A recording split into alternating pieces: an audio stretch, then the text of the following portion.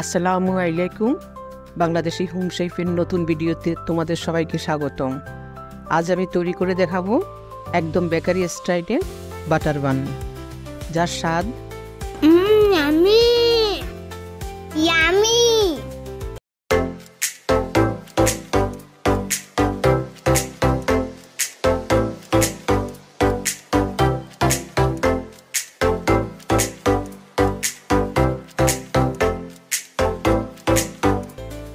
Butter বান তৈরি করতে এখানে আমি 2 কাপ পরিমাণ ময়দা নিয়েছি, 2 চামচ পরিমাণ চিনি দিয়ে দিলাম, স্বাদ মতো লবণ দিয়ে দিলাম, 1 চামচ পরিমাণ ইস্ট দিয়ে দিলাম। এবার ভালোভাবে একটু মেখে নেব। হালকা গরম দুধ দিয়ে আমি ডোটা তৈরি করব।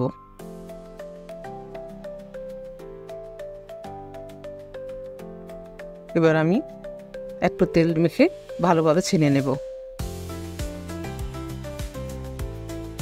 এবার কিছুক্ষণের জন্য রেস্টে রেখে দেব। দেখুন মাশাআল্লাহ, ডোটা কত সুন্দর ফুলে গেল। এবার ভালোভাবে মেখে বাতাসটা বের করে নেব। আবার একটু ছেনে নেব।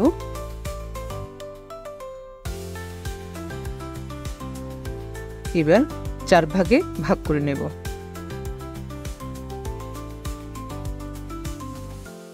একটা একটা করে মেখে লতার মতো পেকে নেব। তো আমার জায়গাটা ছোট, ভালোভাবে করতে পারছি না, একটু বড় জায়গা লাগে। এভাবে দেখুন একটু রশির মতো পেকে নিলাম, সুন্দর করে ঘুরে। এটা হয়ে গেল একটা বাটার বান।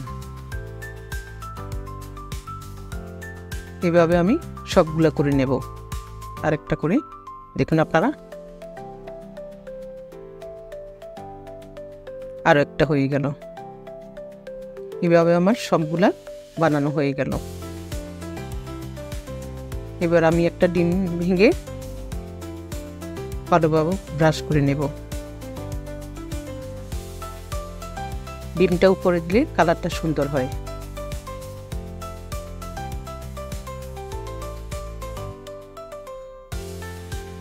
এখানে একটা বক্সের মধ্যে কাগজ দিয়ে তেল ব্রাশ করে নিলাম, তার মধ্যে 3টা দিয়ে দিলাম।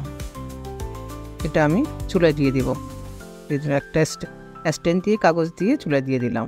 এখানে একটা চিনি গুঁড়ো করে নিয়েছি, বাটার দেব।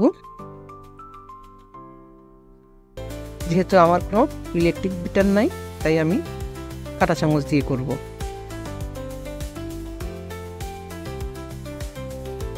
এখানে আরেকটা আমি 200 ডিগ্রিতে 10 মিনিট বেক করে নিলাম ওভেনে।